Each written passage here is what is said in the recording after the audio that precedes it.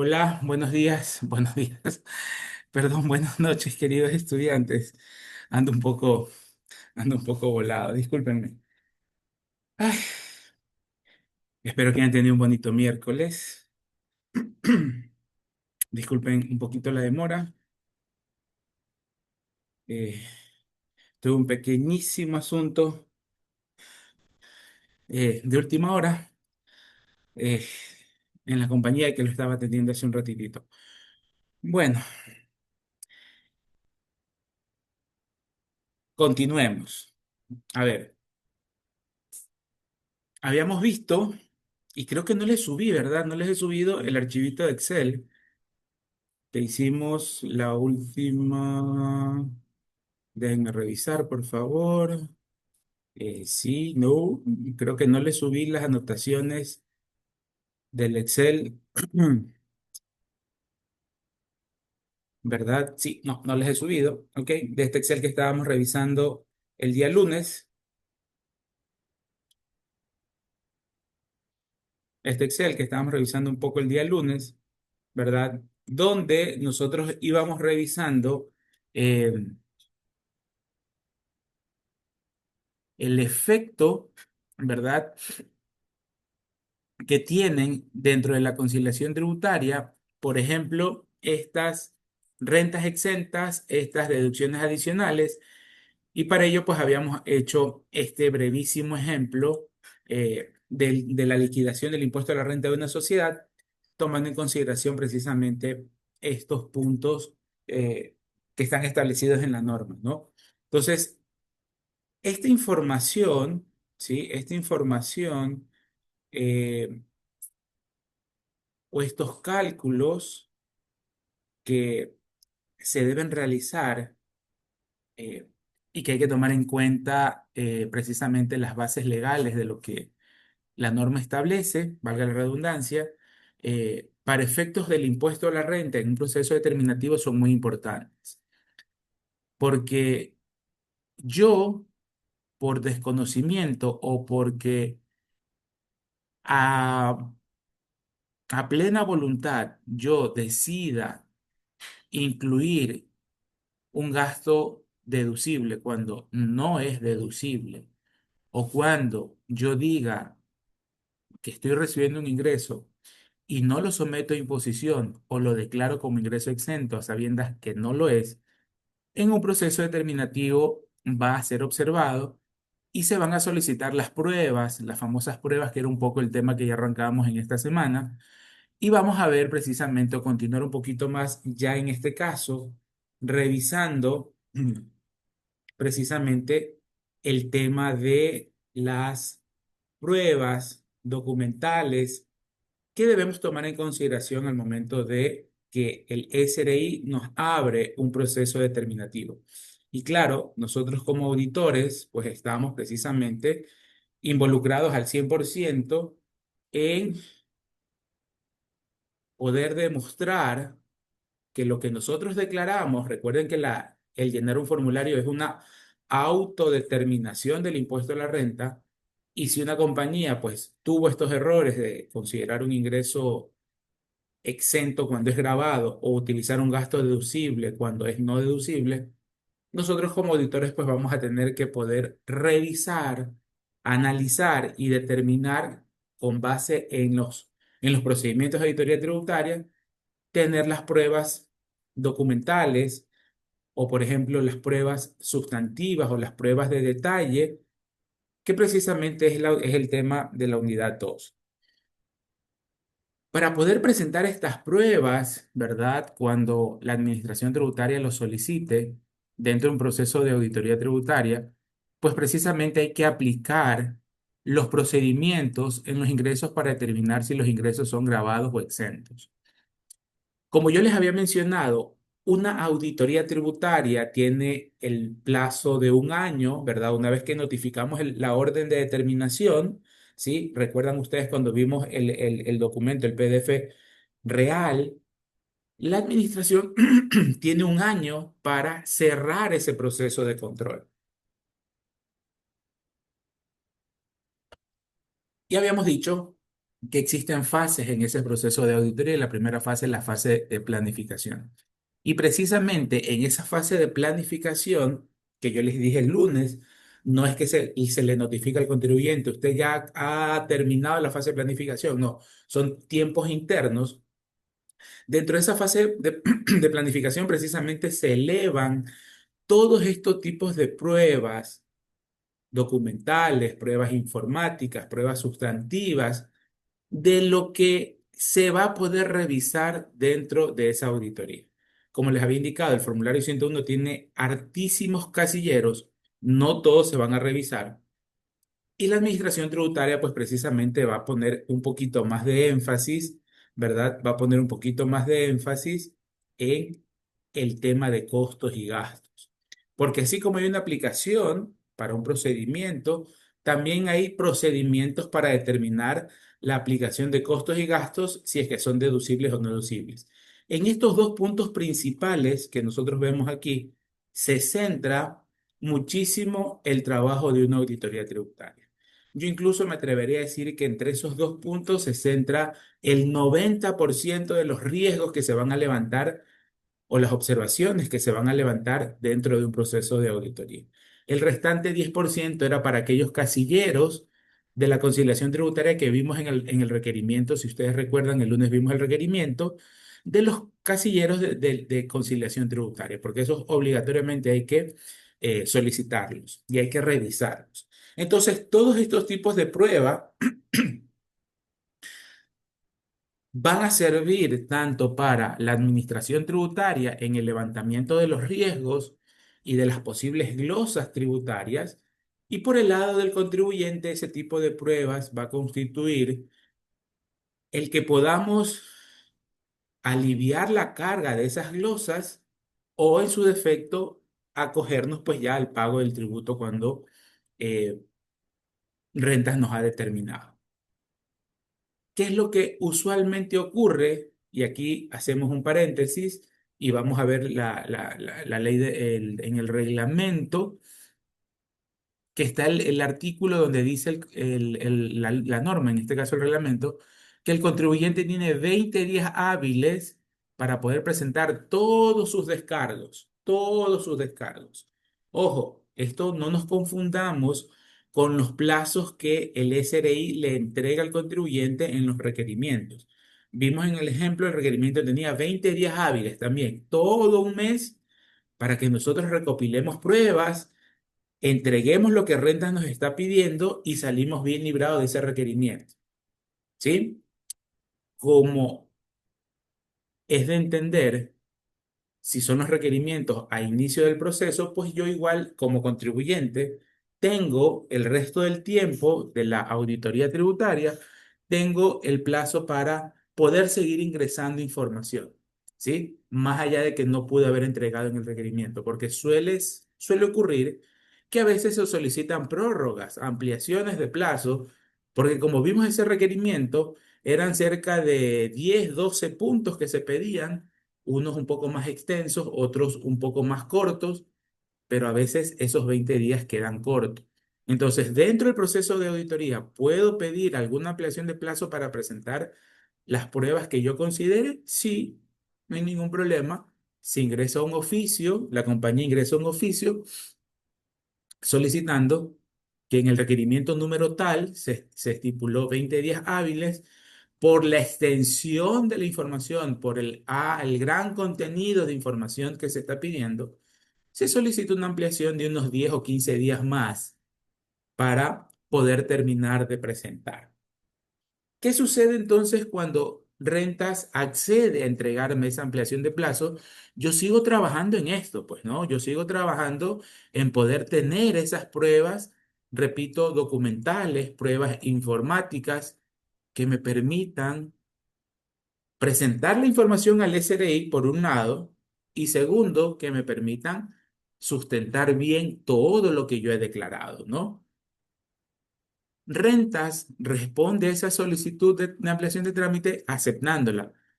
¿Por qué se le acepta, queridos alumnos? Porque a Rentas lo que le interesa es que se entregue información para poder auditar.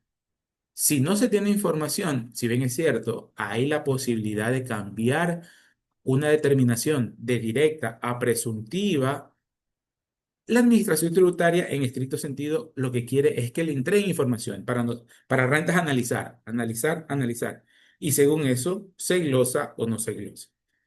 Por lo general, rentas responde a esas solicitudes aceptando el plazo, pero entra una especie de negociación.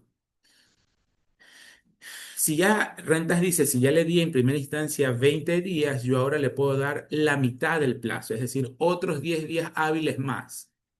¿Sí? Y hay casos un poquito más extremos que en esos 10 días incluso no terminan o no son suficientes para terminar de entregar la información. Pero les digo, lo importante aquí es reconocer que como es un proceso largo, es un procedimiento largo, se puede llegar a un acuerdo con el equipo de auditoría y decirle, ¿sabe qué? Yo hasta el punto 5 tengo ahora, se lo estoy entregando para los otros 10 puntos, deme 10 días más. Y así se va un poco negociando. Y claro, un poco rentas no sanciona, no emite una resolución de sanción que está en todo su derecho porque no hemos cumplido con el plazo, pero renta es lo que le interesa. En una auditoría es que se presente la información, porque esa información va a ser, al fin de cuentas, un tipo de prueba que se está entregando por parte del contribuyente. Entonces, estas pruebas sustantivas, que son nombres técnicos que se acoplan a un procedimiento de auditoría general, tienen como objetivo comprobar la validez de las operaciones y o actividades realizadas y pueden referirse o a la totalidad de esa actividad o de esa operación o a una parte de esa operación. Se puede referir a una misma característica o naturaleza, para lo cual se aplicarán procedimientos de validación que se ocupen de comprobar lo siguiente: la existencia de las actividades y las operaciones. Tomen nota, este primer punto lo que quiere decir es que yo tengo que demostrar una esencia económica, lo que hablábamos en un Excel hace un par de semanas, en las propiedades para que los gastos sean deducibles, que exista una esencia económica, ¿sí? Que no sea algo simulado, ¿verdad? Entonces, en ese sentido, estas pruebas me permiten comprobar que sí hubo una actividad o una operación económica. Segundo, que existe una propiedad de las operaciones y hechos económicos, va un poco de la mano, en ese sentido que si yo con la prueba le estoy demostrando al SRI que sí tuve ingresos, que sí tuve actividad económica, lo complemento con las demás características que me permiten, valga la redundancia, completar todo el resto de la validación del gasto deducible o del ingreso exento. Debe existir una correcta valoración de las actividades y operaciones. Es decir, que dentro de las pruebas yo tengo que demostrar, yo puedo comprobarle al SRI, por ejemplo, que los gastos que estoy pagando son gastos que tienen una adecuada lógica económica. Más que nada, este tercer punto que ustedes ven ahí, más que nada, ese tercer punto guarda muchísima relación a una auditoría eh, especializada o específica, que son las auditorías de precios de transferencia, donde se verifica que lo que se esté pagando o lo que se esté cobrando estén a precios de mercado. Sin embargo, eso también aplica en una auditoría integral. No es lógico que una compañía tenga un gasto por combustibles en el casillero de combustibles por 10 millones de dólares, ¿sí? Eh, cuando por ejemplo, tenga solo dos o tres camiones. Entonces no hay una lógica económica, no hay una coherencia en la valoración de esas operaciones. Más allá de que esté sustentado en facturas, más allá de que hubo la bancarización, etcétera, etcétera, porque rentas también puede decir, oiga, ¿usted por qué está pagando demasiado? En la correcta valoración también entra el tema de los límites a los gastos deducibles. Vamos a ver en pocos días que algunos gastos deducibles tienen ciertos límites, como por ejemplo, los gastos de promoción y publicidad, que tienen un límite del 20% de los ingresos grabados. Entonces, claro, la administración debe revisar esa valoración también para el cumplimiento de esos límites. Hay que comprobar o forma parte de las características de las pruebas sustantivas la adecuada presentación de la información, que es lo que estaba platicándoles en la lámina anterior. Rentas me emite el requerimiento, me da cierto plazo de días, yo tengo que presentar la información dentro del plazo, es lo deseado, y bajo la característica que renta me está pidiendo. Recordemos nuevamente ese requerimiento. Ese requerimiento en algunos puntos decía, la información a presentar cumplirá el siguiente formato o estará en el siguiente formato y se presentaba una tabla. Yo debo presentarle como contribuyente esa información bajo el formato que la administración me establece. Porque obviamente para la administración que tiene sus papeles de trabajo, se adecúa esa información en esas tablas para hacer el trabajo un poquito más rápido.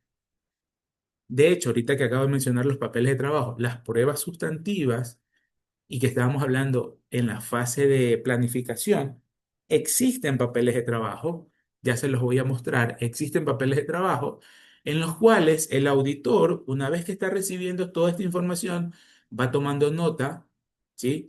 En un Excel, realizando cálculos, donde se van detallando ciertos posibles riesgos y al final de esos 2 meses de planificación con esos papeles de trabajo, ya tiene una idea, el equipo de auditoría tiene una idea de por dónde pueden ir las glosas de un contribuyente.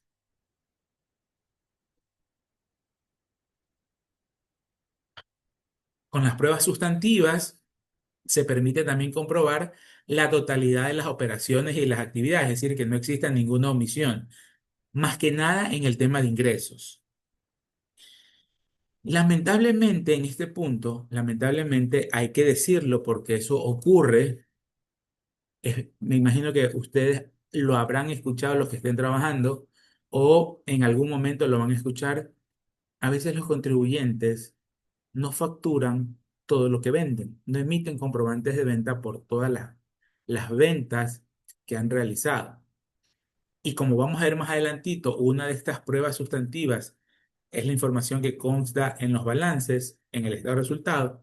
Ahí va a haber una incongruencia entre lo que ha declarado, o mejor dicho, lo que ha informado en el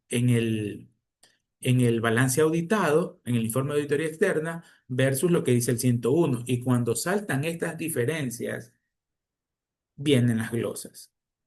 Entonces, ojo con el tema de ustedes, futuros auditores, cuando un contribuyente, en este caso, omita la presentación de, en especial, los ingresos.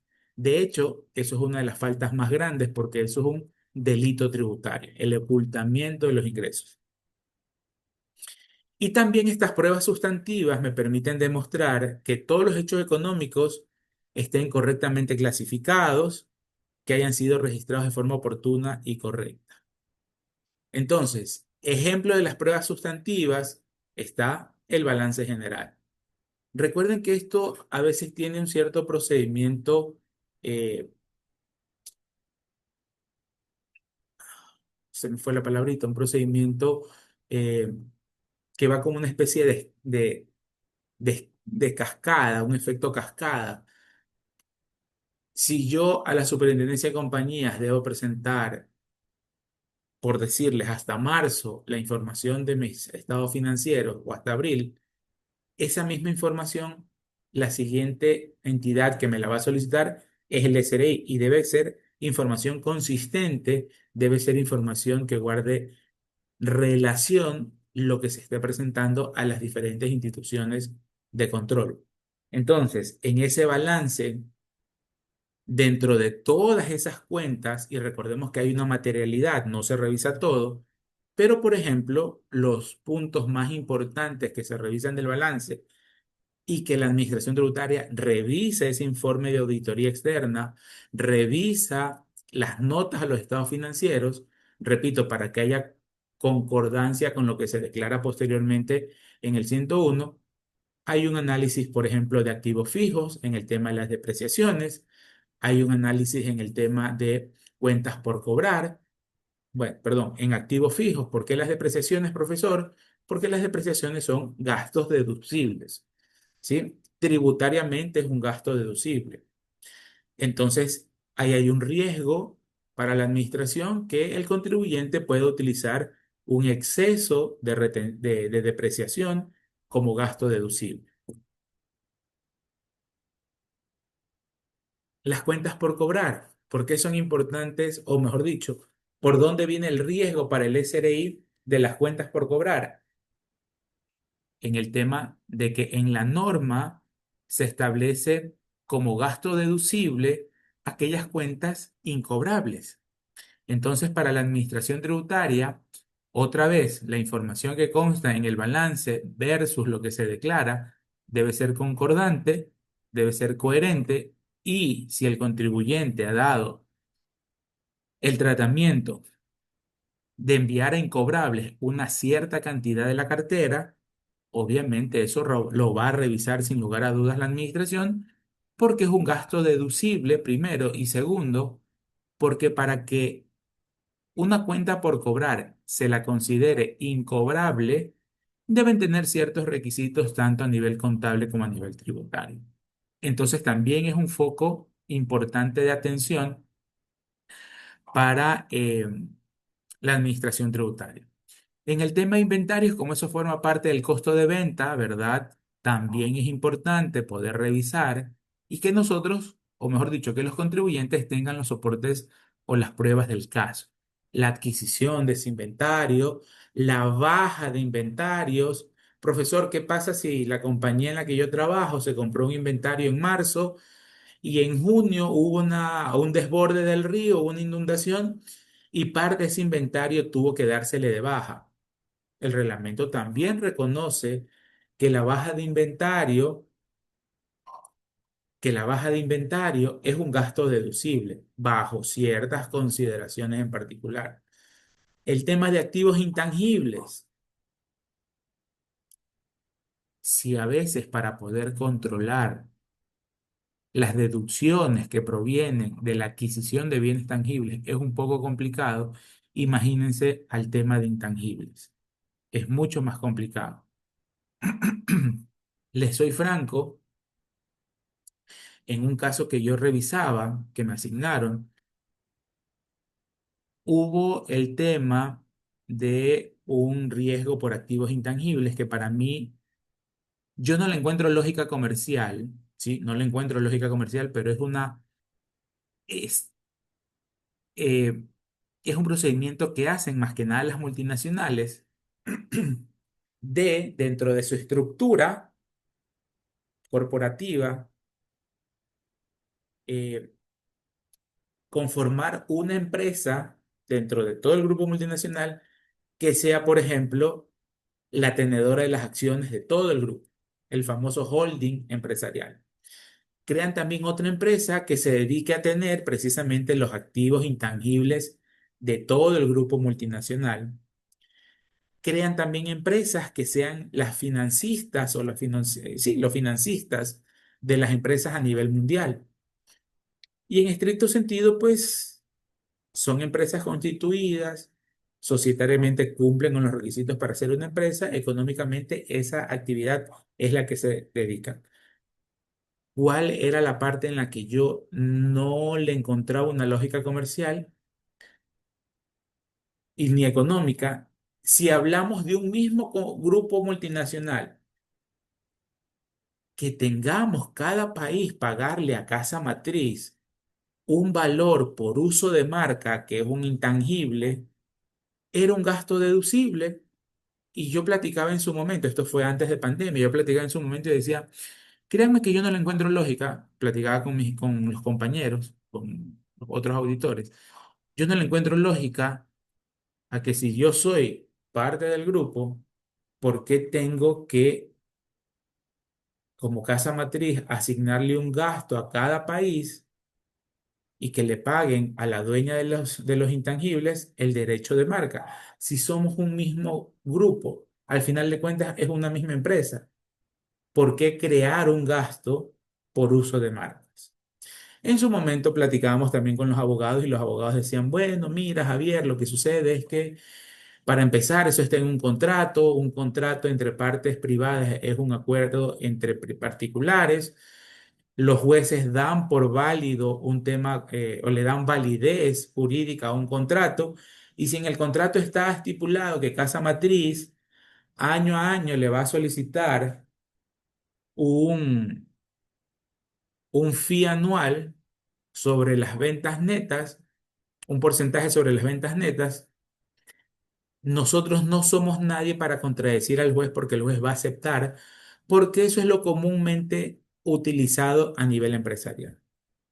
No me convencía mucho, pero bueno, había que considerarle ese pago desde Ecuador a Casa Matriz como gasto deducible, porque obviamente en el contrato se estipulaba que era necesario, que el grupo multinacional consideraba necesario que cada país genere un valor de la marca, que la marca se mantenga en el mercado y que precisamente por esa marca hay ingresos para cada una de las compañías, que si no existiese esa marca, no tendrían ingresos o los ingresos sean mucho menores. Es decir, le daban un poco el tinte de deducibilidad a ese pago, diciendo que es un gasto que se da para obtener un ingreso, ¿sí?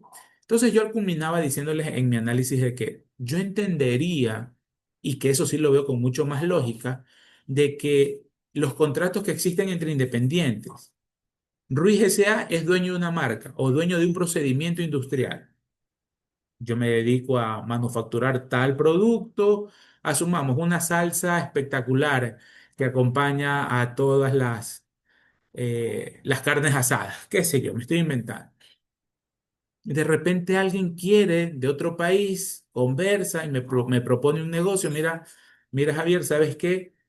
Dame el derecho que yo pueda utilizar esa fórmula que tú tienes y firmamos un contrato de intangibles donde tú me vas a brindar el derecho a esa fórmula industrial o me vas a dar el derecho al know-how para un procedimiento en particular o, ¿por qué no? Déjame utilizar tu marca en ciertos productos acá en otro país.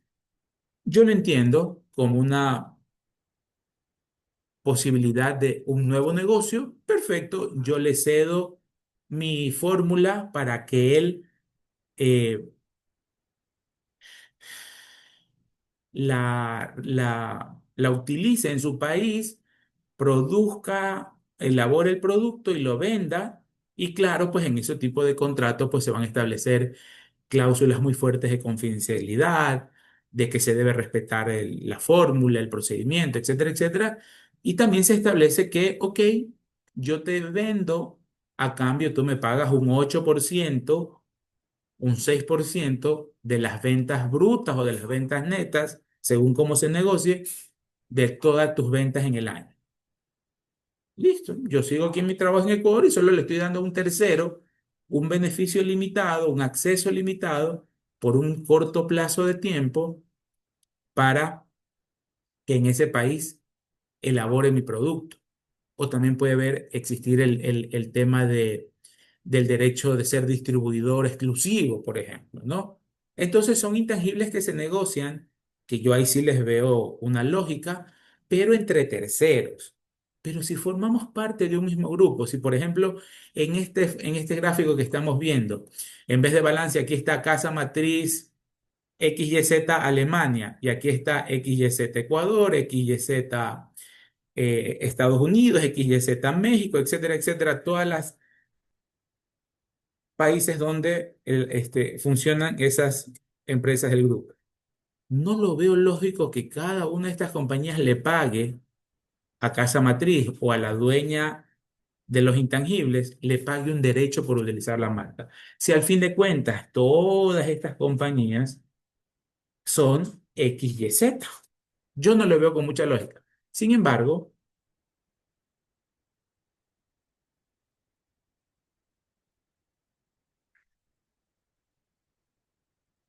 para efectos tributarios, eso es considerado como un gasto deducible. La amortización, eh, de hecho, las marcas, si es que eh, eso en el caso que estemos pagando por el derecho de uso, o si hemos comprado una marca, la podemos amortizar. A diferencia de los activos fijos que se deprecian, los intangibles se amortizan y la norma también considera ese pago de la marca como un gasto deducible.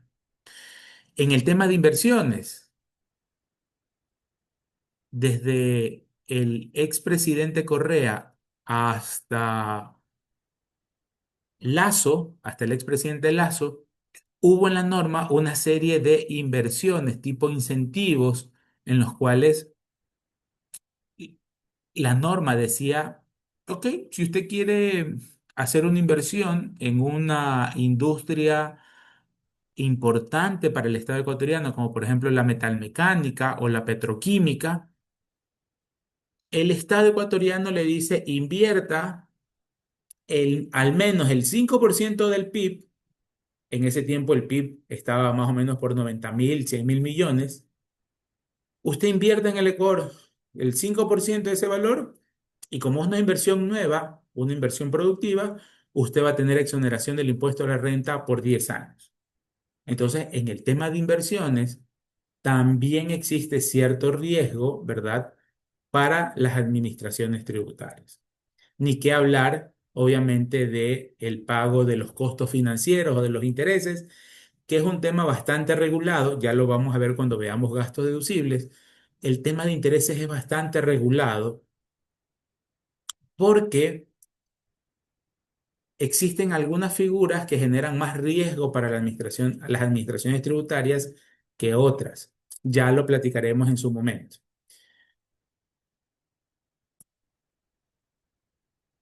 En el tema del estado de resultados, existen también pruebas sustantivas y ahí era un poco el tema que yo les decía, ¿no? Si en ese estado de resultados nosotros estamos demostrando, o mejor dicho, declarando un valor de ventas, eso debe ser consistente con los ingresos que yo vaya a presentar en el formulario 101. La constitución del costo de ventas, Rentas glosa bastante por el tema del costo de venta. El costo de venta tiene su fórmula, el SRI lo replica conforme a la información del informe de auditoría externa, lo replica, revisa los casilleros del formulario que guardan consistencia con el costo de ventas y obviamente otra vez debe haber un match. El tema de los intereses, que también se reportan en el estado de resultados, el tema de los gastos de amortización también se reportan y existen más pruebas dentro de balance general del estado de resultados, sino es que aquí con el otro profesor hemos un poco creído que son de repente los rubros más importantes. Eh, en este sentido, son ejemplos de pruebas sustantivas que se pueden dar dentro de un proceso de auditoría, ¿sí? Entonces, dicho eso, como estas pruebas sustantivas arrancan con el tema de ingresos exentos y gravados y también de gastos deducibles, ya nos involucramos un poquito más en la parte más práctica de la asignatura. Para ello, déjenme buscar las otras diapositivas para ya empezar a hablar precisamente de estos ingresos exentos. Y ojo, acordamos con el otro profesor de dividir, porque es extensísima la información, dividir este primer parcial a estas pruebas sustantivas para personas naturales y el segundo parcial dedicarle de lleno a sociedades. ¿Ok?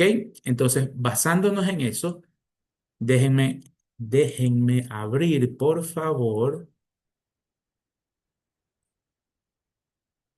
esta otra diapositiva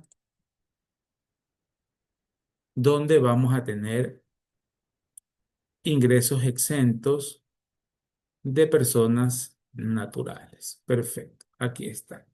¿Ok? Jóvenes, ¿preguntas hasta aquí? ¿Alguna inquietud? ¿Todo está quedando claro? ¿Nada está quedando entendido? Por favor, con toda franqueza, me van indicando. Ok, gracias por ese dedito arriba. Entonces, aquí entramos en la parte medular y aquí sí los quiero 100% concentrados, mis queridos alumnos, porque esta es la parte medular de lo que se revisa en una auditoría tributaria. ¿Ok? Hay exoneraciones y hay deducciones del impuesto a la renta. Pues como ustedes ven, aquí nos vamos a enfocar para personas naturales. Ingresos exentos. ¿Qué es exonerar? Empecemos por ese punto, ¿no? ¿Qué es exonerar? Si yo digo, por ejemplo, que no va a ocurrir, no puede ocurrir, mejor dicho, ¿no? Si yo digo al caballero Cristian Jordán, lo voy a exonerar de presentar las evaluaciones del primer parcial y del segundo parcial. ¿Qué le estoy diciendo al señor Jordán, al estudiante Jordán? Le estoy diciendo que él ya no va a rendir la prueba y es un beneficio que le estoy otorgando al señor Jordán porque obviamente va a dejar, ya no va a estudiar, ese tiempo que le iba a dedicar a auditoría tributaria lo va a dedicar para las otras asignaturas y sale ganando el señor Jordán porque yo le evito presentar su evaluación. Entonces, si ese es el efecto de una exoneración, apliquemos ese mismo análisis a nivel tributario. ¿Qué dice el diccionario de la Real Academia de la Lengua? Que exonerar es aliviar, descargar el peso de una obligación.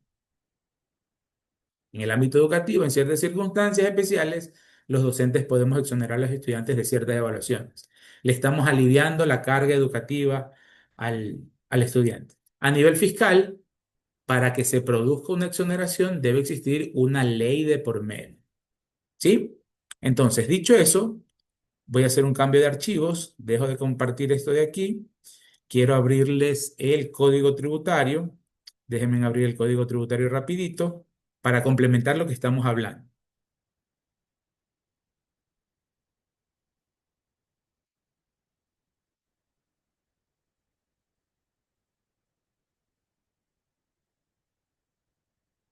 Ayer se pone triste y dice que es preferencia para el señor Jordán. Ok, no, tranquilos, no se preocupen. Igual nuestros exámenes es revisión básicamente de todo lo que hemos dado y no va a haber nada extremadamente complejo. A ver, quiero mostrarles en el código tributario este artículo número 13. Déjenme hacer un poquito más grande y vamos adelante con este artículo 13, que guarda relación con lo que estamos hablando en un sentido jurídico. Ojo, algún voluntario, de preferencia caballero, que pueda leer el artículo 13 del Código Tributario, por favor. Cualquiera que desee leerlo, por favor, que abra su micrófono y lo lea. No se peleen. Sergio, gracias. Adelante. ¿Sí me escucha bien, profesor? ¿O se escucha bajo?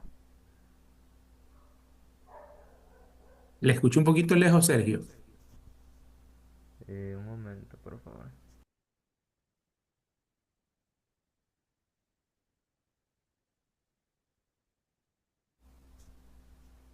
¿Se sigue escuchando bajo? Ya un poquito menos, pero dele.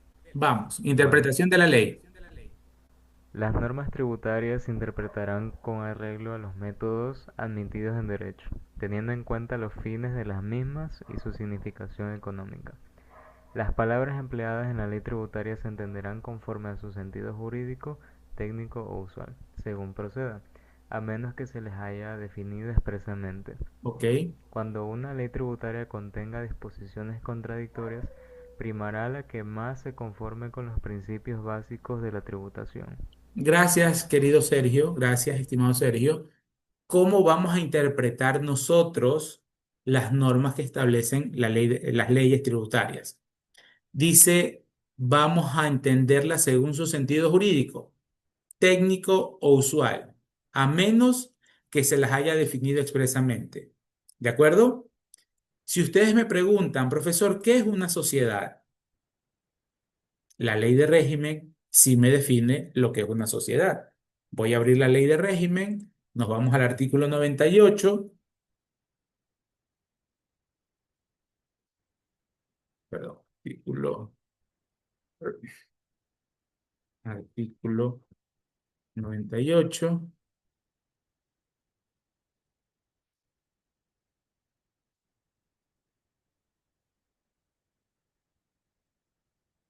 definición de sociedad.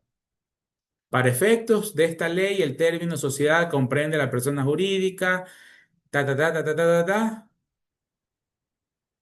etcétera, etcétera. Hay una definición de una palabra que no es tributaria, pero que la ley tributaria la define. Entonces ahí tenemos un ejemplo de lo que Sergio acaba de revisar. Regreso al Código Tributario. Las normas empleadas en la ley tributaria lo entenderemos conforme a su sentido jurídico, técnico usual, a menos que se la haya definido expresamente.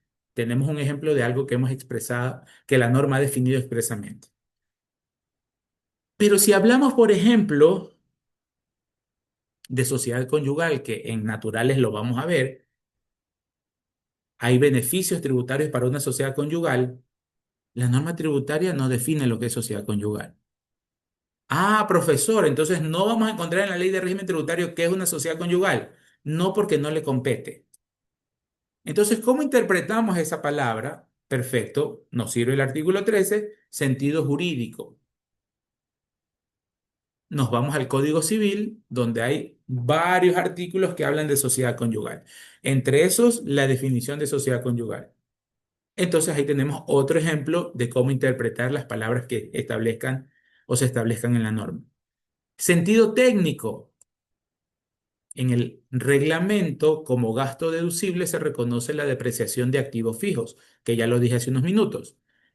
Profesor Javier, ¿qué es una depreciación? La ley de régimen no lo define, tampoco tiene competencia para definirlo. Entonces, nos vamos al artículo 13. Si hay una norma técnica que son las normas ecuatorianas de contabilidad, las normas internacionales de intermediación financiera, donde vamos a encontrar una definición de lo que debemos entender por depreciación. Profesor, en el impuesto a la renta, en gastos deducibles de una persona natural, están sus gastos personales. Dentro de los gastos personales está el rubro de alimentación. Profesor, ¿qué debemos entender por alimentación? La norma tributaria no define lo que es un gasto de alimentación. Dice más o menos son los gastos relacionados con productos o bebidas para la subsistencia del ser humano. Más o menos. Si no me lo define, no hay una ley de alimentos para tener una definición jurídica, no hay una norma técnica de alimentos, vámonos a lo usual. Diccionario de la Real Academia es la mejor referencia. Entonces, todo esto es por lo que acabamos de revisar en las diapositivas, el tema de la exoneración. ¿Qué es la exoneración? ¿Cómo debemos interpretarla? Y por eso, como no hay normas, yo les traigo una definición del diccionario. Entonces, exonerar es aliviar o descargar una obligación. Entonces, en definitiva, es un beneficio que la ley nos establece. Me va a decir, Javier, tú tienes 100 de ingresos. Se supondría que sobre los 100 yo debo pagar impuesto a la renta.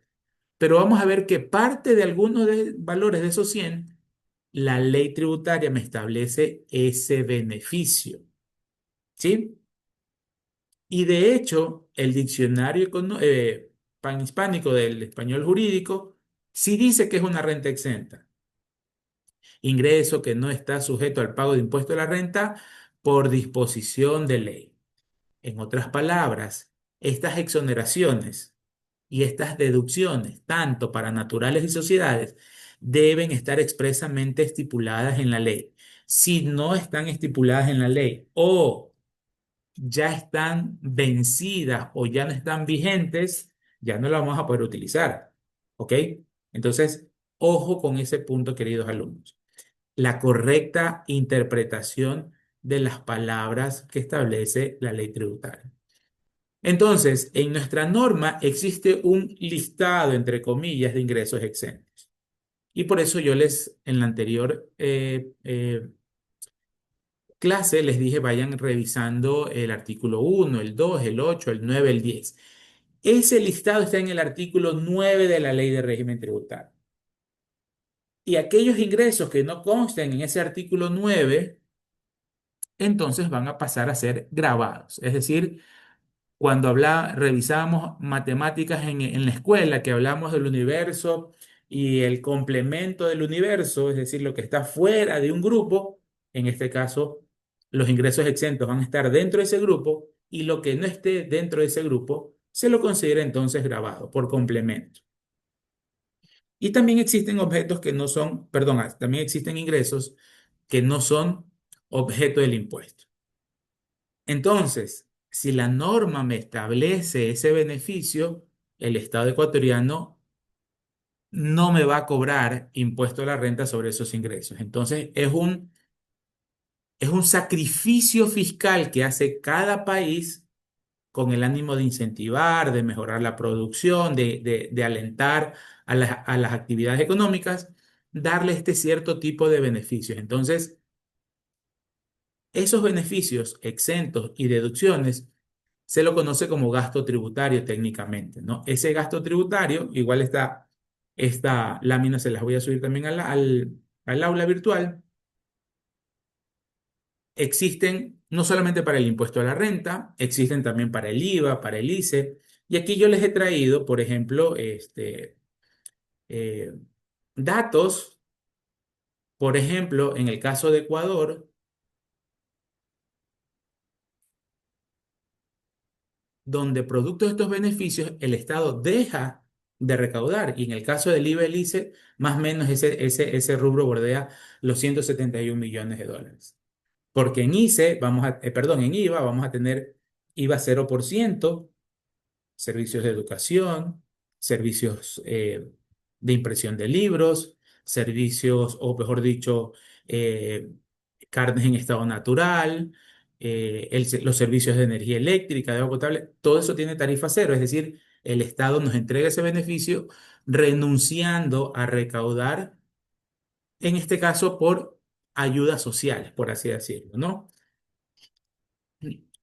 Y esto no solamente ocurre a nivel ecuatoriano, ¿sí?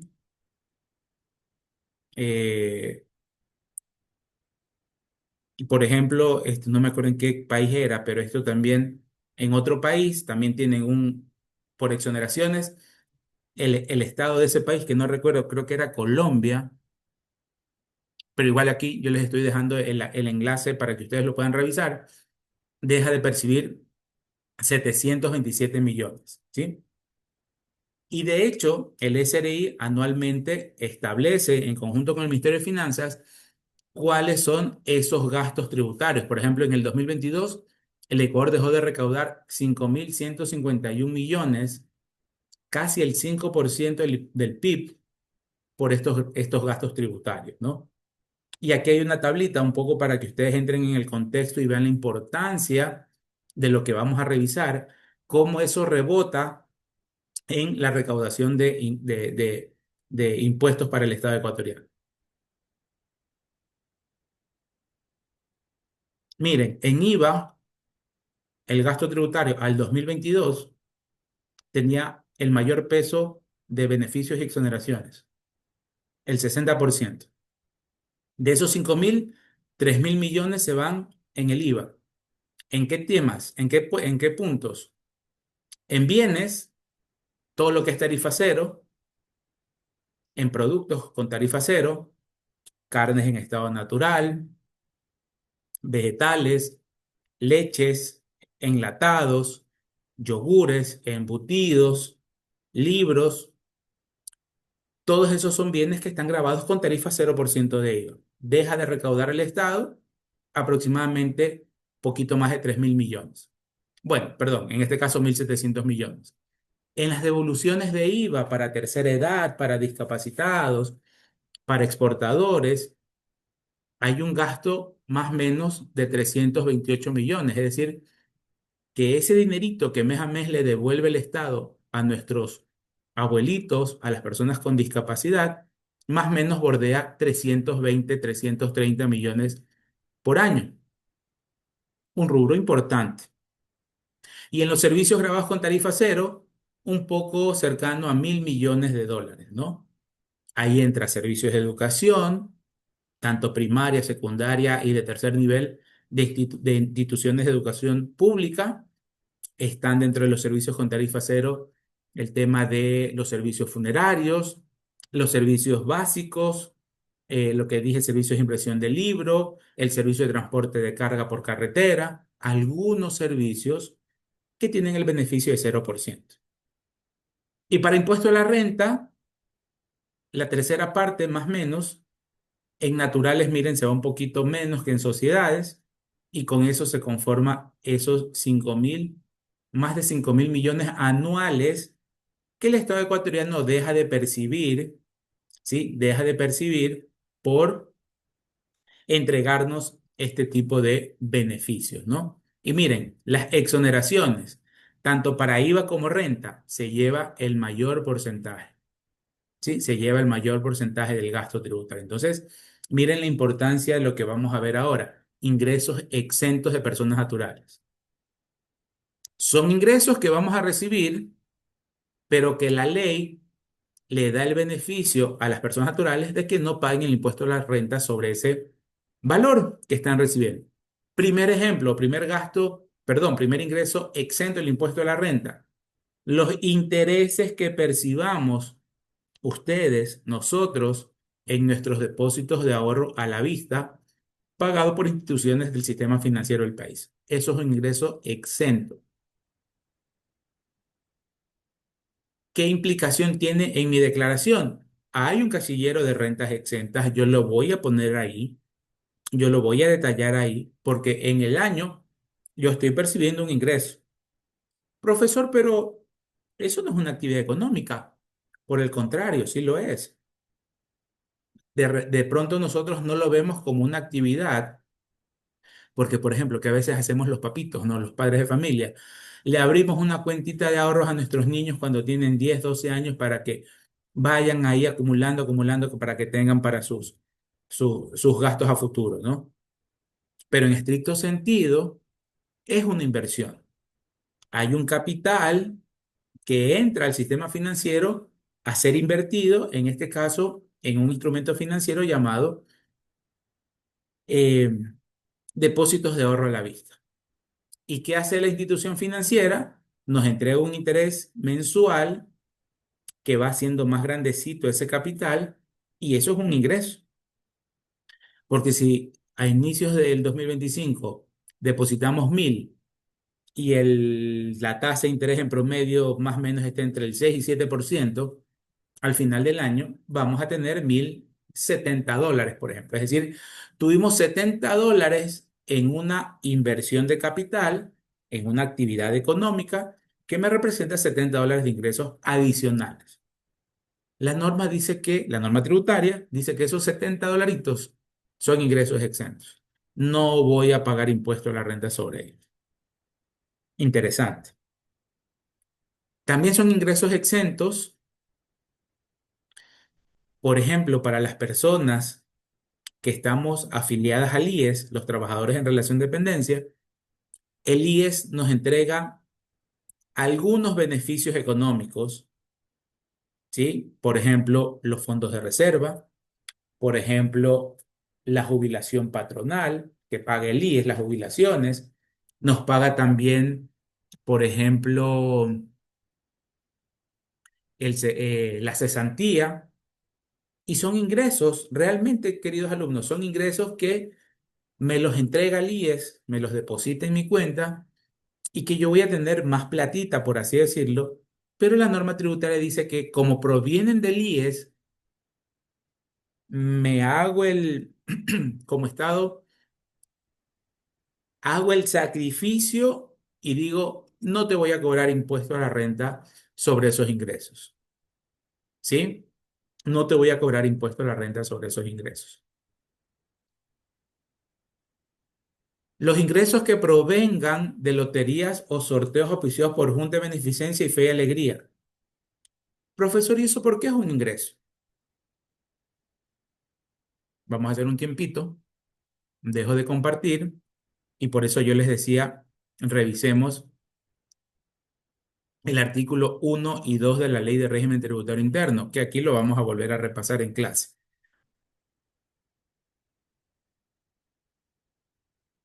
¿Qué dice el artículo 1 de la Ley de Régimen Tributario Interno? Ahí lo están viendo. Se establece el impuesto a la renta global que obtengan las personas naturales. Ahí entramos nosotros. ¿Por qué global? ¿O qué significa global, profesor? Todas las fuentes de ingresos que ustedes tengan se van a someter al impuesto a la renta. Todas esas rentas se van a someter al impuesto a la renta. Profesor, ahí ya me acabo de confundir. Si usted hace un ratito dice que algunas rentas son exentas, sí, dentro de mi renta global, de todas las fuentes de ingresos que yo tenga, la norma misma me va a establecer cuáles sí voy a pagar y cuáles no voy a pagar impuesto a la renta. Sin embargo, el alcance del impuesto en el Ecuador es por todas las fuentes de ingresos. Punto número uno. Y eso afecta también a sociedades nacionales o extranjeras. Punto dos, ¿qué es renta?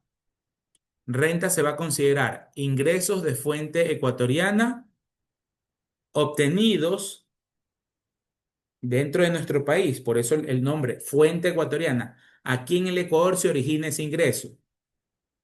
¿Quién paga mis clases? SPOL. Yo percibo ingresos por trabajar en relación de dependencia con la SPOL. También facturo a la UES por clases. Percibo ingresos por otra institución llamada UES por servicios de docencia. No estoy en relación de dependencia, le emito facturas. Ciertas compañías me contratan para asesoría tributaria. Es un ingreso. ¿Se acuerdan que hace un rato yo decía que a veces la gente no declara todos sus ingresos? Eso es una actividad económica, mi prestación de servicios profesionales como asesor. Y yo debo justificar ese ingreso. Pues, ¿cómo lo hago? Emitiendo mi factura.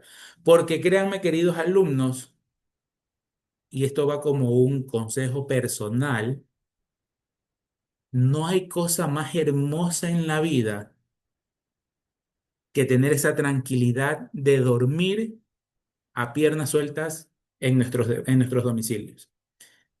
No deberle nada a nadie, no tener líos con el Estado, no tener problemas fiscales con el Estado, no tener problemas judiciales con el Estado.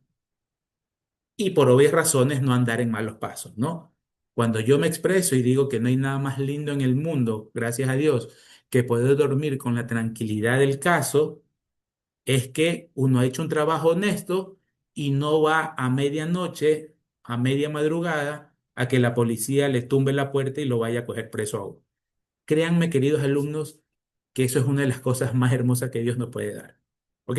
Entonces, me contratan, yo tengo que facturar porque ¿dónde voy a parar ese dinero si yo no lo facturo? En un banco. Puedo comprarme un vehículo, puedo comprarme más ropa, puedo irme de viajes. Y en algún momento una institución del Estado llamado WAFE me va a decir, oiga, no me cuadra, pues Javier, si Javier gana $920 en el SPOL, ¿cómo es que tiene un Toyota 4Runner que vale $120.000? No me cuadran las cifras de Javier que declara $25.000 de ingresos anuales, pero tiene un consumo en tarjetas de crédito de $40.000. No cuadra, po. Entonces Javier está ocultando ingresos y ahí vienen las investigaciones, enriquecimiento ilícito. Queridos alumnos, nunca caigamos en ese tipo de situaciones, ¿sí? El que quiere ser celeste que le cueste, decía mi bisabuela, que en paz descanse. Si usted quiere tener una cosa, trabaje y cómpresela. No esté pidiendo, no esté robando, etcétera, etcétera. Entonces, si me contratan, yo debo facturar. No que algunos compañeros de la profesión, no seas tonto, ¿cómo vas a creer? No factures, no, facturo. Y eso es un ingreso por otra actividad llamada prestación de servicios profesionales. Y así la lista puede seguir de largo. Pero ¿qué característica tienen todos esos ingresos?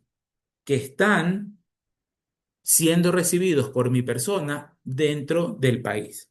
Son ingresos de fuente ecuatoriana. Aquí en el país se origina la fuente de mis ingresos. Entonces se someten al impuesto a la renta. Y segundo, también vamos a considerar renta a los ingresos que nosotros como personas naturales obtengamos en el exterior. Interesante el punto. Profesor, o sea que el SRI se mete hasta por las rentas que se perciben del exterior. Sí, mis queridos alumnos, sí, mis queridas señoritas, sí, mis queridos jóvenes. Se debe declarar también las rentas que percibamos del exterior. Profesor, pero ¿emitimos factura? Claro, si es una actividad económica común y corriente. Profesor, si el de afuera no me pide factura, emita factura para evitarse los problemitas que acabamos de mencionar. ¿Cómo le van a pagar a usted ese ingreso del exterior? Más aún ahora con el tema del teletrabajo, más aún con ingresos que podamos tener por actividades de redes sociales. No vamos a viajar para que nos paguen, nos van a hacer una transferencia en cuestión de segundos. Un tercero llamado Banco XYZ de Guayaquil o del Ecuador le va a informar al SRE que usted está recibiendo mes a mes cierta cantidad de dinerito. Claro, rentas, otra vez no tiene la capacidad para revisarnos todo a todos, pero si nota datos interesantes de depósitos de 3.000, de 5.000 cada mes, ahí hay un riesgo un poquito elevado. Entonces, aquellos ingresos que percibamos del exterior, uno, los facturamos. Dos, lo reportamos como una renta a efectos del impuesto a la renta. ¿De acuerdo? Dos artículos importantísimos para el tema de auditoría tributaria. Dejo de compartir, regresemos a las diapositivas. Entonces, dicho eso, ¿sí? Dicho eso, ¿qué dice la norma? Ay, caramba, me olvidé de seguir revisando el artículo 2, me emocioné. Eh, regreso a la ley. Disculpen, jóvenes, por marearlos un poquito. ¿Qué dice la norma? No les terminé de leer el artículo, el numeral uno.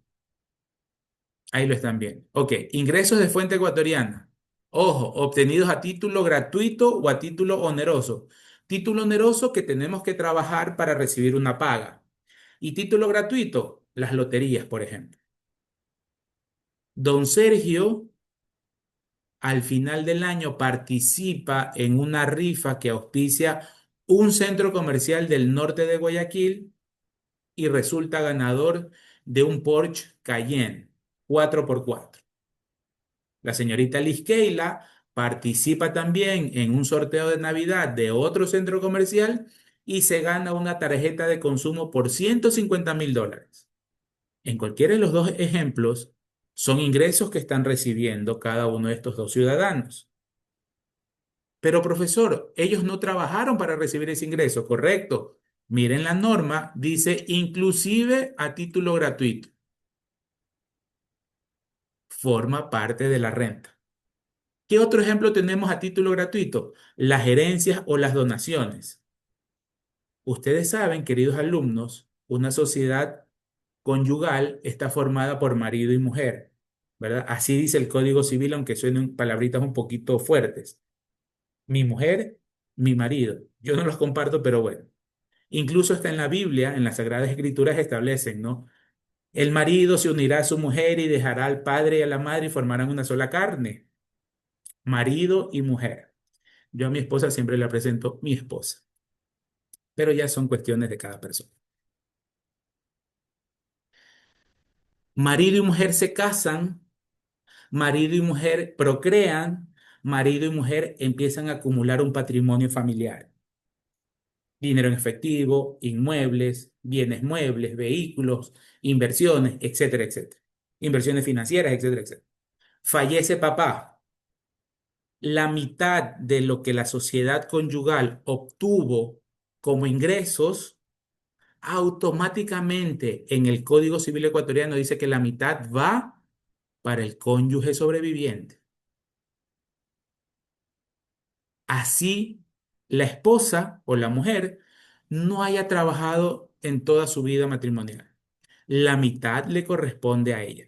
La otra mitad de la masa hereditaria, de la masa familiar, de la masa del patrimonio familiar, va para los hijos. Y ojo, hijos del señor que ha fallecido, del papá. Si ese papito tiene hijos por fuera del matrimonio, simplemente también le corresponde parte de esa herencia a esos otros hijos del señor. Pero bueno, hagámonos en un ejemplo cristiano y que solo se tienen los hijos dentro del matrimonio. Los hijos van a reclamar esa herencia. Ese es otro ejemplo de ingresos a título gratuito. ¿Qué pasa si ese papito deja en herencia o esa sociedad conyugal tenía $80.000 en una póliza de acumulación? 40.000 van para la mamita, para la mujer, y los otros 40.000 se reparten entre los hijos. Asumamos que esa sociedad conyugal ha tenido dos hijos, 20.000 y 20.000.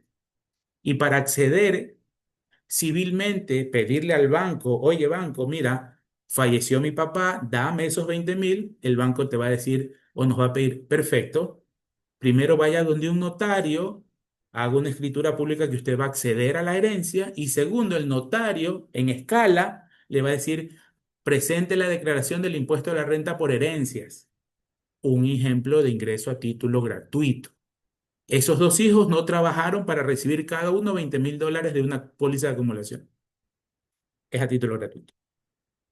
Y estamos viendo entonces que nuestra ley es bien amplia para recabar y definirnos qué se debe considerar como renta. Segundo, ese ingreso de fuente ecuatoriana, ya sabemos, a título gratuito, loterías, rifas, apuestas similares, herencias, o a título oneroso, el trabajo que hay que hacer, cualquiera sea que sea este trabajo, relación de dependencia, libre ejercicio profesional, venta de productos de ferretería, venta de productos farmacéuticos, etcétera, etcétera. Puede provenir de capital, de dinerito, que es lo más usual. Yo trabajo, la SPOL me paga mes a mes mis $920, la UES me paga mis $800 mensualmente, recibo transferencia bancaria, voy al cajero y tengo platita, gracias a Dios.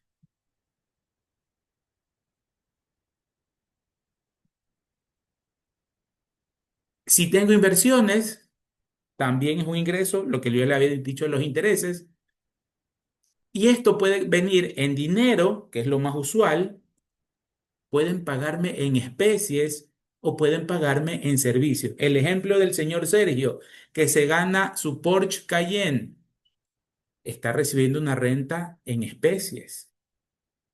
La señorita, bueno, la señorita Lesquela, en el ejemplo que puse de los 150.000, lo está recibiendo en dinero.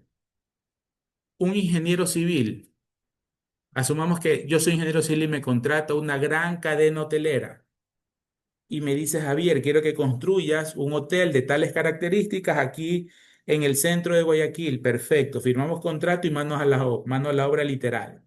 Construyo el edificio, el hotel. Lo más probable es que presento la factura y ese hotel me paga en dinero, transferencia, cheque.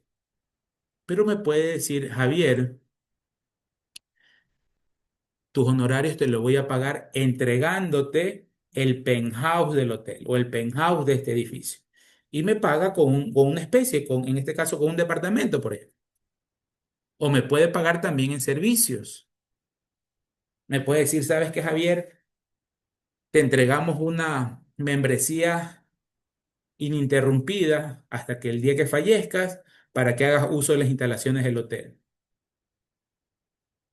Repito, lo más usual es que nos paguen en dinero, pero hay alternativas diferentes al dinero por las cuales nosotros nos pueden pagar.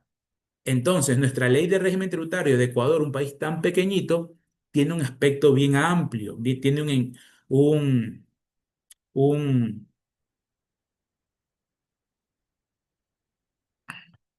alcance bien amplio. ¿Ok? Entonces, ahora sí, mis queridos alumnos, dejo de compartir, regresemos a las diapositivas. Entonces, si la señorita Liskeila este domingo, bueno, vamos a cambiar porque después Nayet también va a decir que es preferencia, la señorita Nayet este domingo se gana los $750.000 del pozo millonario. Una gran bendición del Señor. ¿Qué es lo primero que tiene que hacer la señorita Nayet? ¿Qué creen ustedes? Les escucho. Nayer, ¿qué haría usted en en primer lugar cuando se gane esos $750.000? No decirle a nadie. Correcto, no decirle a nadie. Lo primero que tiene que hacer la señorita Nayer es invitarnos a todos a una parrillada, ¿verdad? ¿Sí? Yo me ofrezco gentilmente a asar las carnes porque me encantan las parrilladas. Entonces, eso es lo primero que tiene que hacer la señorita Nayer, invitarnos a una parrillada. No, mentira. ¿Qué hace la señorita Nayer? Va a la Junta de Beneficencia. Aquí en Guayaquil, creo que queda en la avenida Juan Tancamarengo. Ahí está el edificio de la de la Junta de Beneficencia. Eh, le toman la fotito, le traen el cheque y la señorita Nayer va con ese cheque y lo deposita en su cuenta de ahorros o abre una cuenta corriente o una póliza de acumulación. ¿Sí? Y tratar de pasar con el perfil más bajito posible debido lamentablemente a las circunstancias de nuestro país, que esperemos algún día cambie. Esos $750.000 que recibe la señorita Nayer, miren quién se los está pagando, Junta de Beneficencia de Guayaquil. No es ninguna institución pequeñita, es una institución a nivel país. Fe y Alegría es otra institución, de pronto ustedes son muy jovencitos y no la conozcan, pero hace muchos años, cuando yo era niño, 5, 8 años, muchos años atrás, había una lotería que esta institución este, efectuaba, ¿sí? Y entregaba premios. Obviamente también como la Junta de Beneficencia son instituciones sin fines de lucro, pero que realizan este tipo de sorteos. Entonces, esos 750.000, hay un tercero que va a reportarle a rentas, Junta de Beneficencia, le estoy pagando 750.000 a Nayer. Dos, hay un banco que va a reportar que ahora Nayer se ha incrementado la renta en 750.000 y también mes a mes los bancos le presentan anexos al SRI. Entonces, las instituciones de control, al menos rentas, va a saber que ya Nayer ganó 750.000. Incrementa su renta, su nivel de ingresos en $750.000. Sin embargo, para efectos tributarios, ese ingreso está exonerado del impuesto a la renta. Exonerado del impuesto a la renta. Y ojo que la ley no dice montos. Ah, solamente por premios de hasta $20.000. No, cualquier monto. Por eso aquellas personas que eh, se han ganado 4, 3, 4 millones en los pozos acumulados, en el pozo millonario, perdón, por ejemplo, el guachito de lotería, que para el premio de Navidad entrega $3 millones al entero, son ingresos exentos y no van a pagar un solo centavo de impuesto a la renta.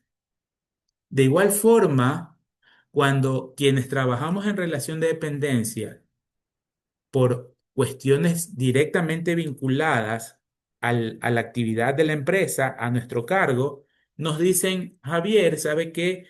El día lunes va a tener que viajar a Quito porque va a haber una capacitación, etcétera, etcétera, y se queda hasta el día jueves. Le vamos a entregar $200 diarios por concepto de viáticos para que usted pague en Quito pasajes aéreos, movilización interna dentro de la ciudad, hospedaje y alimentación. Eso es lo que se conoce como gastos de viaje o para las instituciones públicas se llama viáticos. En el sector privado eso se conoce como gastos de viaje, en el sector público se conoce como viáticos. Otra vez, no importa el monto. Yo me voy a ir de viaje y mi empresa me va a dar $800, $200 por día para pagar o comprar el pasaje aéreo movilización, hospedaje y alimentación.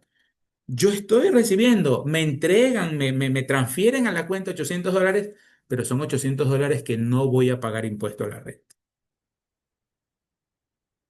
Para quienes trabajamos en relación de dependencia, el decimotercer sueldo que se lo paga en diciembre, que es un sueldo más, esto es por código de trabajo, ojo, es por código de trabajo, un beneficio que tenemos las personas que laboramos en relación de dependencia.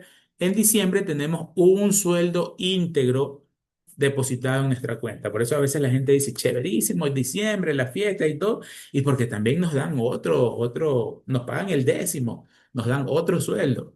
Si, por ejemplo, Don Jordán trabaja como gerente financiero y su sueldo es de $4.500 mensuales, en diciembre va a recibir su sueldo por 4.500 y el decimotercer sueldo por 4.500. Y don Jordán se pone muy contento porque va a tener ese dinerito extra que a nadie le va a caer mal. Lo mismo el decimocuarto sueldo, que es el equivalente a un salario básico unificado, en este año $470, que se lo paga en la región costa en abril y en la región sierra creo que lo pagan en agosto o septiembre, que es un beneficio que se lo asocia a un bono escolar que se le entrega al patrono, a los empleados se paga este decimocuarto sueldo para ayuda escolar en abril, porque las clases en la costa empiezan en mayo, y no, entonces en la sierra son meses antes, porque creo que, no, sí, la sierra empieza en septiembre clases. Entonces sí, lo entregan más o menos en agosto. Entonces, otra vez, es un nuevo sueldo, o mejor dicho, es un nuevo monto que me lo entregan, me lo depositan, incrementa la renta, pero la norma tributaria dice que son exentos. Si los patronos, si organizaciones de otros países u otros estados nos generan o nos entregan una beca para estudios, como dice el segundo cuadro, esa beca, ese dinero que nos están dando para financiarnos los estudios, son ingresos exentos.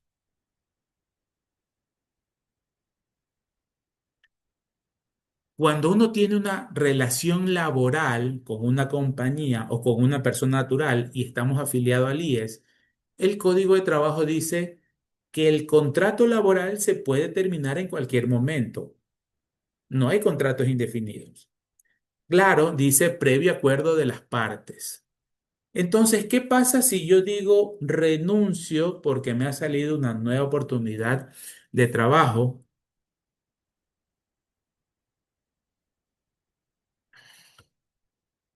Aplicamos lo que dice el Código de Trabajo, que es el desahucio.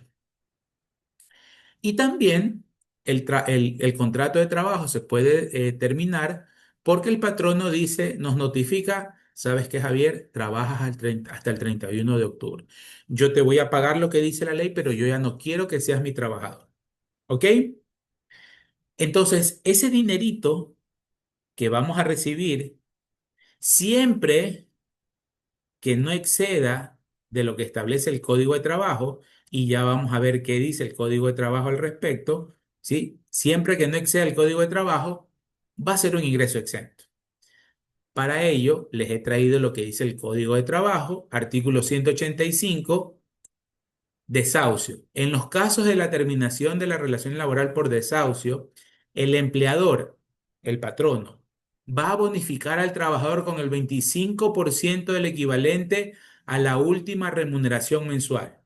Entonces, si la señorita Stephanie López estaba trabajando en una compañía y renuncia a la compañía le va a decir, ok, yo te voy a reconocer esa bonificación, y si el sueldo de la señorita López era $1.000 mensuales, la compañía le va a pagar $250, es decir, el 25%, por cada uno de los años de servicio. Asumamos que la señorita trabajó 10 años, la señorita López trabajó 10 años en esa compañía. Entonces son $250 por cada año de trabajo. Como trabajó 10, la bonificación va a ser de 2.500.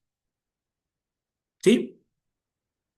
Otra vez, va a haber un ingreso, el patrono luego de la firma del desahucio, en un par de semanas le entrega le paga en cheque o le hace transferencia.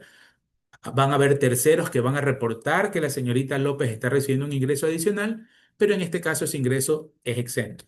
¿Cuándo pasa a ser grabado? Si yo soy el gerente y la señorita López trabajaba para mí y yo soy el dueño de la compañía, y como ella fue una excelente trabajadora, yo le quiero pagar más de los $2.500, yo le quiero pagar $3.000, dándole $500 adicionales. Esos $500 adicionales ya son renta grabada para la señorita López. Profesor, ¿se puede dar eso? Claro que sí. Recuerden que en el ámbito privado es un acuerdo entre las partes. Siempre que no se violen los derechos, uno puede hacer lo que se pueda hacer. Siempre que la norma no nos lo diga, no diga lo contrario. Entonces, si yo le quiero pagar de más, es dinero privado, no se está afectando el Estado ecuatoriano, por lo tanto, hasta yo le puedo pagar 5.000, el doble, porque me cayó bien, fue una buena trabajadora, etcétera, etcétera. Entonces, yo le pago de más. Ese exceso de los 2.500 en el ejemplo ya deben tributarse por parte de la señorita López y pasan a ser ingresos grabados. Profesor, ¿cómo los puede tributar? O termina el 2025 y lo declara en marzo del 2026, llena su formulario 102 y hay un casillerito de otras rentas grabadas, ahí lo detalla esos $500 adicionales y le paga el impuesto que le va a pagar al Estado. O el patrono puede darse el caso, asumamos que la señorita López trabaja hasta el 31 de octubre. El 30 de octubre le hago la transferencia de los $3.000. Como todavía está en relación de dependencia, yo ahí sobre los 500 le retengo un porcentaje, le descuento un valor. ¿Sí? En cualquiera de las dos formas, la señorita López va a pagar el impuesto de la renta sobre la renta que ya pasa a ser grabada, que es el excedente de esos 2.500 en el ejemplo que les acabo de mencionar.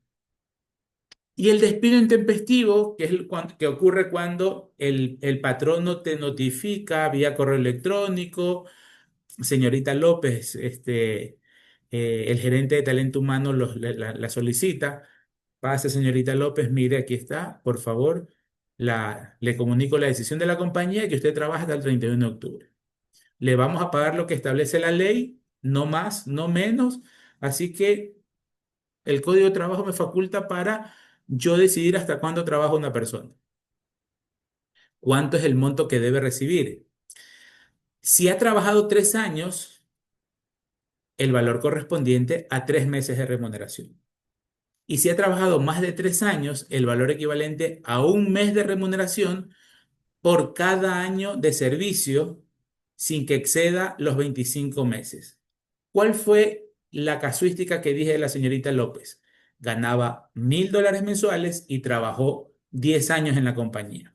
Entonces, para calcularle el despido intempestivo, la bonificación, no me voy a la primera, me voy a la segunda, más de 3 años, el valor equivalente a un mes de remuneración, $1.000 por cada año de servicio. Como trabajó 10 años, 1.000 por 10, la bonificación por despido intempestivo son $10.000. Entonces, en el acta de finiquito va a constar ese valor. Al final del mes, señorita López, pase por talento humano y reciba su cheque por los $10.000. ¿Sí? Ahora, que si la señorita López ha trabajado 30 años, ahí obviamente se ve truncado hasta 25 meses de remuneración. ¿Sí? Es decir, $25.000. Lamentablemente, queridos alumnos, saliéndonos un poquito de la parte tributaria, si bien es cierto que lo dice la ley, lamentablemente algunos patronos no cumplen con esos montos y pagan, disculpen la expresión, lo que les dé la gana. Y por eso es que hay las riñas entre ex empleado y patronos. El ex empleado puede demandarlo porque está incumpliendo la ley. Y eso lamentablemente en nuestro país es un cuento de nunca acabar. ¿Qué otro ingreso tenemos como exento? Los que perciban las personas mayores de 65 años de edad. si yo soy Javier Ruiz y tengo 66 años, yo gozo desde el año en el que cumplo 65 años con este monto de exoneración. A partir de ese monto de mis ingresos, bueno, aquí está con datos del 2024, ya les actualizo con datos de 2025. Si mis ingresos exceden de ese valor, sobre ese monto yo recién empiezo a pagar el impuesto de la renta. ¿Sí? Y lo mismo para personas con discapacidad que tienen hasta dos fracciones básicas. Aquí dice, ¿no? Son deducibles, perdón, son exentos hasta un monto equivalente al doble de la fracción básica. Les voy a hacer un Excel, les voy a grabar un videito de pronto el fin de semana y se lo subo a la web para que ustedes en el tema de tercera edad discapacitada podamos nosotros revisar el impacto de cómo son los ingresos exentos de estos dos grupos de personas. Para discapacitados, otra vez tenemos que irnos a la norma, en este caso el reglamento de la ley de discapacidades, para saber cuánto es el valor que yo puedo acceder, que va a depender de mi grado de discapacidad. ¿Sí? Esto ya lo habíamos platicado hace unos días. También es exento, y ya vamos terminando, es exento si yo vendo, enajenar, enajenación es sinónimo de vender, por si acaso, queridos alumnos. Si yo vendo ocasionalmente inmuebles, es un ingreso exento. Ah, a ver, profesor, ¿cómo es ese tema? Mire, les cuento.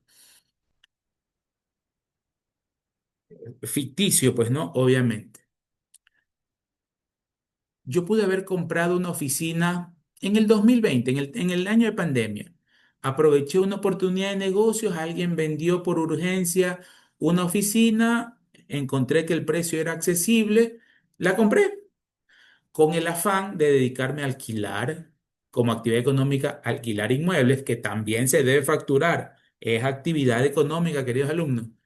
Si alquilo oficina o si alquilo viviendas, valga la redundancia, para vivir, es actividad económica.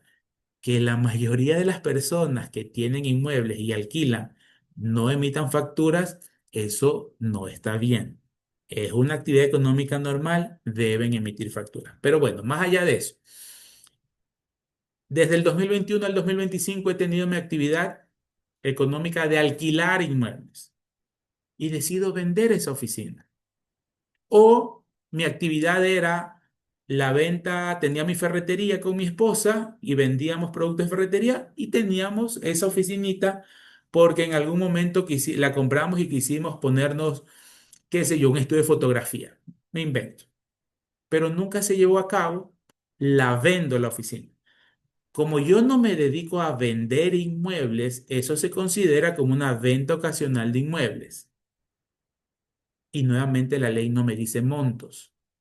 Si yo esa oficina la compré en 50.000 hace 5 años y ahorita la quiero vender en 120.000 porque el mercado así lo está dispuesto a pagar, yo la voy a vender a 120.000.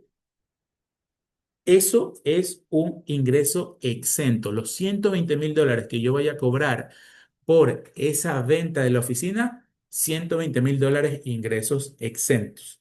Y no voy a pagar el impuesto a la renta. ¿Sí? En el reglamento, en el artículo 18 condiciona el tema de la enajenación ocasional para que el ingreso sea exento. Por ejemplo, no deben venderse más de dos inmuebles en el año. Si se venden más de dos, rentas ya va a decir, espérate un ratito, Javier Ruiz, yo creo que tú ya te dedicas a la compra-venta de inmuebles, entonces sí debes, es tu actividad económica y debes pagar impuesto a la renta sobre todas las ventas que tú estás realizando. Sí, pero son condicionamientos un poco particulares. ¿Sí? Y ya para culminar, otra renta exenta, así como vimos los intereses de cuentas de ahorro. ¿Qué pasa si yo no decido invertir en una cuenta de ahorro?